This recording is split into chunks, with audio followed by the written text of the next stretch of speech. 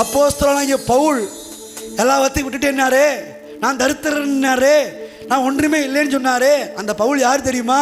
மிகப்பெரிய கோடீஸ்வரங்களை உருவாக்குறவன். ஊழியக்காரனுடைய வேலை அதாங்க. பரிசுத்தமாயிரு, பாவம் செய்யாத. அது இருக்கணும் இல்லைன்னு சொல்லல, அதையும் நாங்கள் சொல்லத்தான் செய்யறோம். அதோட முடிச்சிடுறாங்க. அதோட முடிக்கிறது கிறிஸ்தவ ஊழியத்துடைய வேலை அல்ல.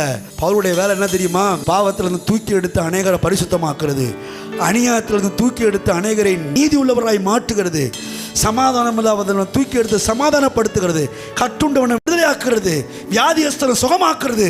அதே போல தரித்திரனை கூப்பிட்டு வச்சு பிரசங்கம் பண்ணி, எப்படி பிரசங்கம் பண்ணி? இயேசு உனக்காக தரித்திரரானார், ஆகவே நீ ஐஸ்வர்யவான், என் தேவன் தம்முடைய ஐஸ்வர்யத்தின்படி உன்னை ஆசீர்வதிப்பார், நீ அவரை நம்பு, அவரை விசுவாசி, அவர்கிட்ட விரும்பு, உன்னை ஆசீர்வதிப்பார்னு சொல்லி சொல்லி சொல்லி சொல்லியே அநேகரை ஐஸ்வர்யவான்கள் ஆக்குகிறவர்களாகவும் எங்களை விளங்க பண்ணினோம்.